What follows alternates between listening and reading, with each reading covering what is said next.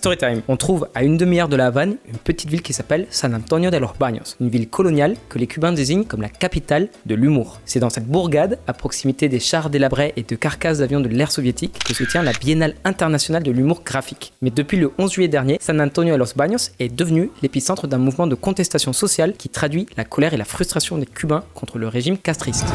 Cuba fait face à sa pire pénurie alimentaire depuis les années 1990.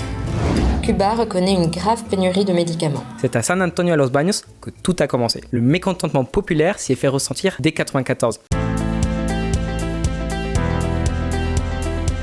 Des protestations loin des cercles du pouvoir à La Havane et qui se sont rapidement propagées dans tout le pays. Les provinces de Mayabeque et de Matanzas, on trouve la péninsule de Varadero, très prisée des tours opérateurs et des vols charters, ont elles aussi commencé à montrer des signes de fébrilité. Jusqu'à ce qu'un jour, cette ferveur post-révolutionnaire parvienne au faubourg de la capitale. Ces protestations présentent deux caractéristiques particulières. De un, il n'est pas courant d'observer dans des pays communistes des manifestations contre le régime en place. Ensuite, parce que c'était la première fois qu'un tel mouvement commençait en dehors de la principale ville du pays, ce qui est lourd de sens.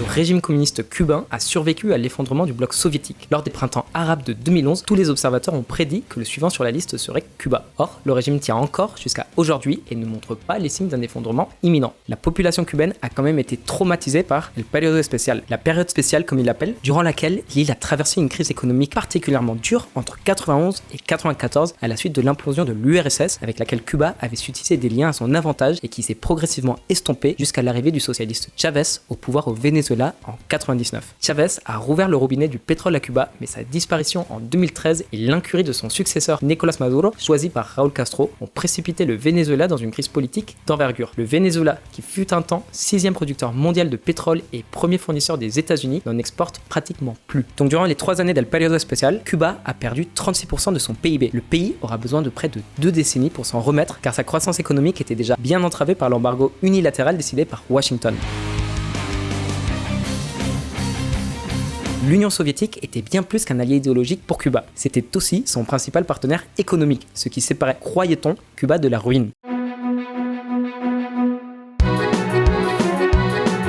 Pendant des décennies, l'URSS vendait du pétrole à Cuba à des prix préférentiels, jusqu'à ce que le Venezuela de Chavez prenne le relais. Cuba raffinait le pétrole brut pour le revendre en partie à d'autres pays et ainsi obtenir des dollars états-uniens. Cuba recevait aussi de Moscou des prêts bonifiés, c'est-à-dire des prêts à très long terme avec des taux d'intérêt très bas. Et de la même manière que Cuba compte actuellement sur la présence de troupes états-uniennes dans le sud de l'île, dans la baie de Guantanamo, le pays accueillit aussi des troupes de l'armée rouge jusqu'à ce que Vladimir Poutine rapatrie en 2001 le dernier contingent russe. Comme quoi, il fut un temps où Poutine était un pacifiste. Finalement, l'essentiel de la production cubaine était exporté vers le marché du bloc soviétique, le Comecon. On parle de pas moins de 70%. Cuba était plus dépendante de l'URSS qu'elle ne l'avait été de l'Espagne ou des États-Unis dans toute son histoire. Juan Triana, économiste cubain. Du coup, quand l'URSS s'est effondrée, l'économie cubaine a fait de même. On parle pas juste de coupures d'électricité, aussi ennuyeuses soient-elles. On estime qu'en moyenne, la consommation calorique des Cubains a baissé de 30%. C'est ce qui a créé les conditions pour le Maleconazo, une manifestation spontanée survenue en 1994 à quelques pas du Malecón, le célèbre boulevard de La Havane qui longe la mer sur plusieurs kilomètres. Fidel s'était rendu sur les lieux de la manifestation et avait établi un dialogue avec les participants, ce qui lui avait permis de comprendre que son pouvoir absolu était menacé et qu'il fallait lâcher du lest. Il laisse alors partir les Cubains qui le désiraient sur n'importe quel objet flottant en direction des côtes de Floride. La marine états-unienne les récupérait au large et emmena quelques dizaines de milliers de boat people à sa base la plus proche qui allait devenir célèbre quelques années plus tard, Guantanamo. Vous savez, celle qu'on entend souvent dans la chanson Guajira Guantanamera. D'ailleurs, j'ai une très belle anecdote sur les origines de cette chanson, donc si ça vous intéresse, vous pouvez nous suivre sur Instagram, je la mettrai dans les stories. Cette base militaire états-unienne sur la rive sud-est de l'île de Cuba les accueillait le temps de leur faire remplir les demandes d'asile. Résultat, ce fut le président de l'époque, Bill Clinton, le plus embêté. Il eut accepté 30 000 réfugiés cubains en l'espace de seulement quelques mois. La leçon ne devait pas être oubliée. Une vague soudaine de dizaines ou de centaines de milliers de réfugiés, fussent-ils afghans, irakiens, syriens, centra-américains ou cubains, peut suffire à provoquer un changement radical de politique. Erdogan le turc, Al-Assad le syrien, Loukachenko le biélorusse ont eu recours à cette arme d'un nouveau genre aux dépens de l'Union européenne. Mais là, ce fut Fidel qui gagna aux dépens dépens de Bill Clinton. Beaucoup de Cubains fuyaient principalement vers la Floride pour bénéficier de la politique dry foot, wet foot, pied sec, pied mouillé. Les États-Unis avaient accueilli tellement de réfugiés cubains qu'ils avaient mis en œuvre cette règle selon laquelle tout Cubain qui parvenait à poser son pied sur le sol états-unien était accueilli, alors que ceux interceptés en mer étaient renvoyés. Une politique approuvée par les réfugiés cubains sur place parce que c'est bien connu dans les phénomènes migratoires, last one in closes the door. Le dernier arrivé ferme la porte au suivant. Une période de trouble qui a fragilisé le pouvoir certes, mais qui n'est pas tombé pour autant. Alors comment expliquer cette résilience du régime castriste et son imperméabilité aux évolutions pacifiques de nos sociétés? On en revient à la solidité institutionnelle de la société cubaine. Le régime cubain est calqué sur le modèle soviétique. Qu'est-ce qu'il a de si spécial ce système?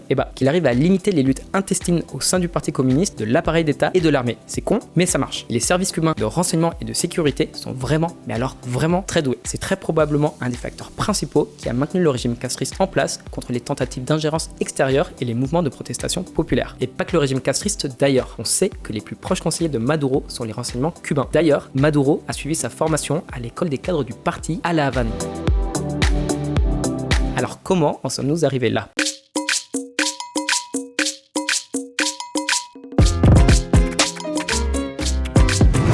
Un élan de contestation populaire. Le Cuba des 10 dernières années a beaucoup changé, que ce soit dans le modèle économique, les mœurs, l'accès à l'information ou même la liberté politique. On peut penser différemment et dans les limites du raisonnable. La grande majorité de la jeunesse cubaine ne voit plus les États-Unis comme une force hostile. Le véritable tournant, c'est l'arrivée de l'internet mobile. Enfin, je vais vous raconter un petit secret. Ça fait un bout de temps que la 4G existe à Cuba, mais elle n'était accessible qu'aux touristes avec des cartes SIM étrangères ou des puces locales spéciales, ou bien aux membres de la nomenclatura, un réseau très performant grâce au savoir-faire de Huawei, comme par hasard. Donc, à partir de 2018, les Cubains ont pu avoir accès au réseau internet depuis leurs appareils mobiles. C'est la société de télécommunications publique ETEXA qui détient le monopole à Cuba.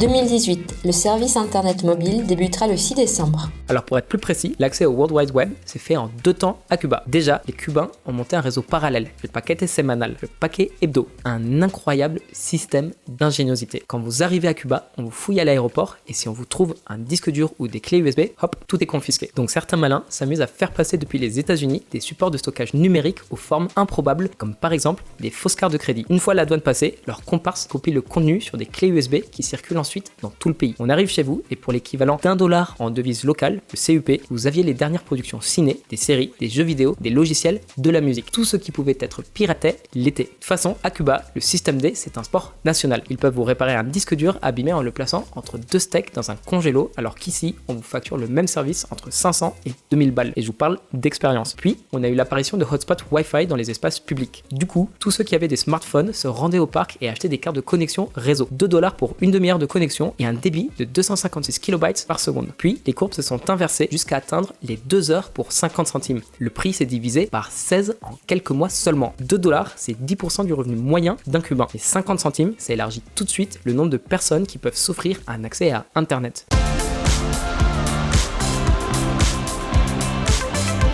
Bon, maintenant qu'on sait comment Internet s'est développé à Cuba, il faut savoir qu'il est censuré. Alors grâce au VPN, les Cubains ont réussi à contourner ces limitations. En Chine par exemple, on a ce qu'on appelle la grande muraille virtuelle qu'il est possible de contourner grâce à ces fameux VPN, plus ou moins performants. Cet accès au monde extérieur a considérablement stimulé l'émancipation de la jeunesse cubaine, même si elle était déjà en bonne voie. Les jeunes Cubains et Cubaines pouvaient dès lors s'informer ailleurs que dans les organes de presse du parti, complètement aseptisés, participer à des débats en ligne, éveiller leurs esprits à d'autres vérités que celles présentées par les autorités.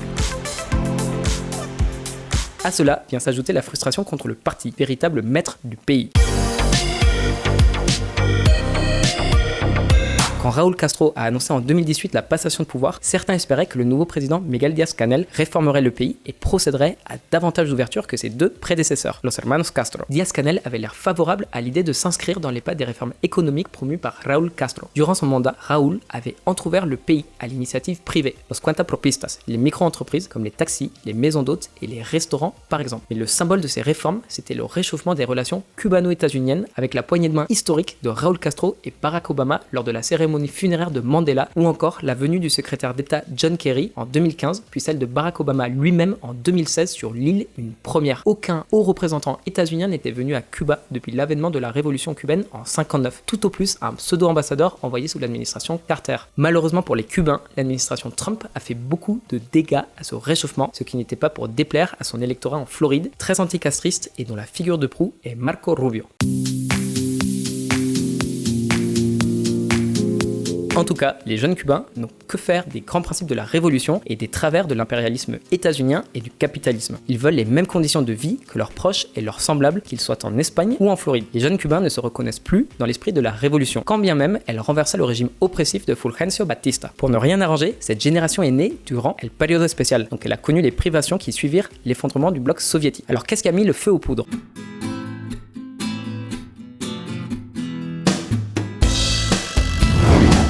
Le début de la fin. Le coronavirus y est pour beaucoup. La pandémie a durement frappé l'île d'un point de vue sanitaire mais aussi économique, étant donné la prépondérance du tourisme dans son économie domestique. Et l'État en est grandement responsable. Et c'est pas faute d'avoir un système médical performant sur l'île. Ce petit pays de 11 millions d'habitants compte 100 000 médecins. 11 médecins pour 1000 habitants. Au point que Cuba pratique ce qu'on appelle la diplomatie médicale. Par exemple, Cuba a envoyé des centaines de médecins au Venezuela et se fait rémunérer pétrole, indispensable pour l'île. Les blouses blanches cubaines sont déployées sur tous les terrains d'opération à travers le monde, en Asie, en Afrique et même en Europe. En plus, le pays a très rapidement développé 3 vaccins contre le coronavirus, Abdala et 2 versions de Soberana. D'ailleurs, Cuba en a soumis 2 cette année à l'OMS pour homologation. Bref, c'est pas le sujet.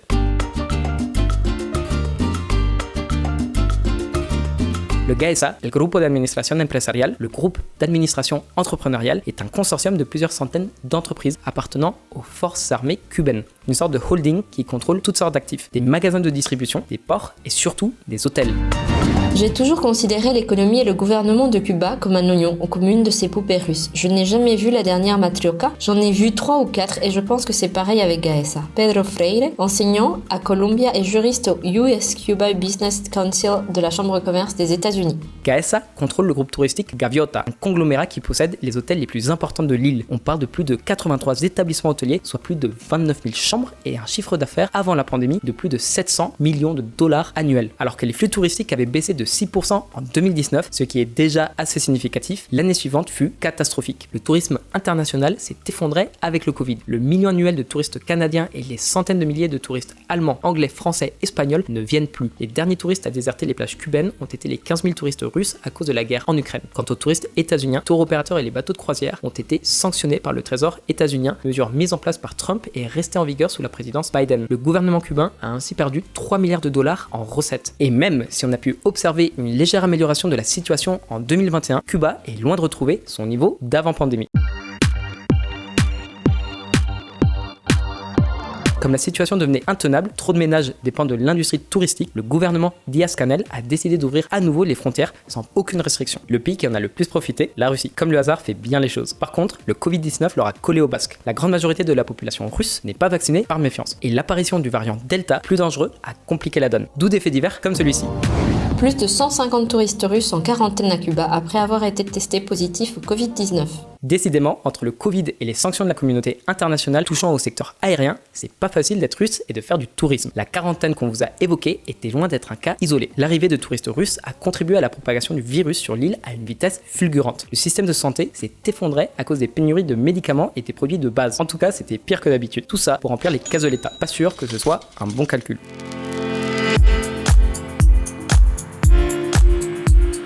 On parle pas de pénurie de PQ. D'ailleurs, ça a toujours été difficile d'en trouver là-bas. Un dicton cubain dit que l'on n'est jamais vraiment cubain tant qu'on ne s'est pas essuyé avec une feuille de bananier. En l'occurrence, on parle de pénurie alimentaire. Cuba ne produit que 20% de la nourriture qu'elle consomme. Le reste est importé. On estime que seuls 40% des terres agricoles sont exploitées à Cuba. Après, comme ils sont sous le joug de l'embargo, ils n'ont pas la possibilité de moderniser leur parc d'outils agricoles, comme par exemple de nombreux tracteurs, en sachant que ceux que l'on trouve sur l'île sont bulgares et datent de la période soviétique. Ils ont déjà été réparés 1000 fois, le fameux système D. Du coup, l'État règle une facture annuelle moyenne d'environ 1,8 milliard de dollars en importation alimentaire, notamment des poulets en provenance des États-Unis, ce qui est assez cocasse, vous conviendrez. Ces achats sont effectués sur les marchés internationaux et doivent par conséquent être réalisés en dollars ou en euros.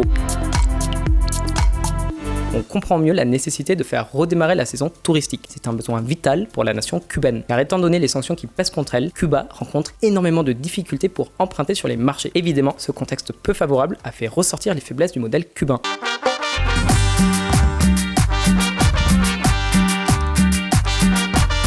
Une économie fortement restreinte et une faible productivité, mais aussi des monopoles d'État ou appartenant à des groupes aux intérêts qui ne coïncident pas forcément avec ceux du plus grand nombre. Le gouvernement Díaz-Canel a vraisemblablement sous-estimé l'explosivité de la situation et surtout son potentiel à dépasser en intensité le maleconazo de 94. Et puis, la magie disparue du verbe de Fidel, décédé en 2016. Son frère Raúl, qui avait pris les commandes à partir de 2008, venait tout juste de partir à la retraite. En 2018, plus de Castro à la tête du pays, ou tout du moins plus officiellement. Au sommet de cette vague de contestation, on a recensé 40 manifestations dans tout le pays en une seule journée, à tel point que le président a appelé ses partisans à défendre la révolution des attaques de ces éléments subversifs et antipatriotiques. Tienen que pasar por encima de nuestros cadáveres si quieren enfrentar a la revolución. Y estamos dispuestos a todo. Y estaremos en las calles combatiendo. Y por eso también aquí estamos convocando a todos los revolucionarios del país, a todos los comunistas, a que salgan a las calles en cualquiera de los lugares donde se vayan a producir estas provocaciones. A la revolución la defendemos ante todos los revolucionarios y en la primera fila los comunistas. Les appels de Díaz-Canel ont apporté une nouvelle vision sur le climat politique cubain. Le parti n'est peut-être pas encore sur le point de s'effondrer, mais il n'est pas aussi solide qu'on le pensait.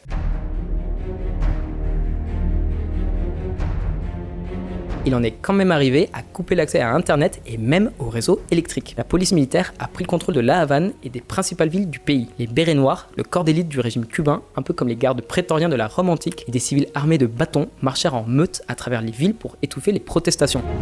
Nous nous entraînons à défendre la révolution et à défendre nos conquêtes. Adalberto Soriano Vidal, major de la Brigade nationale spéciale. Les tensions ont fini par atteindre un point culminant et le régime a dû consentir à certaines concessions pour atténuer la révolte. Cuba lève les restrictions douanières sur les aliments et les médicaments à la suite des manifestations. En fait, bien que l'île soit placée sous embargo états-unien, le gouvernement cubain lui-même impose des restrictions à l'import-export. Le dernier fait grave, c'est la condamnation de 128 Cubains qui avaient pris part à ces manifestations. Les peines prononcées sont lourdes, de 6 à 30 ans de prison, et il est fort à parier qu'il s'agit de constituer une monnaie d'échange tout en envoyant un message au gouvernement états-unien. Le gouvernement Díaz-Canel, encore piloté dans l'ombre par Raúl Castro et qui comporte beaucoup de dinosaures du parti, veut obtenir un assouplissement des sanctions. La Maison-Blanche de Biden souhaite renouer le dialogue avec La Havane sans entrer en conflit avec Marco Rubio, l'influent sénateur de la Floride, un des swing states les plus importants. Républicain très conservateur, opposé à Trump aux primaires de 2016 puis rallié à celui-ci à condition d'avoir un droit de veto sur la politique des États-Unis à l'égard de Cuba, Rubio fait ce qu'il veut pour empêcher Biden de revenir à la politique d'ouverture de Barack Obama.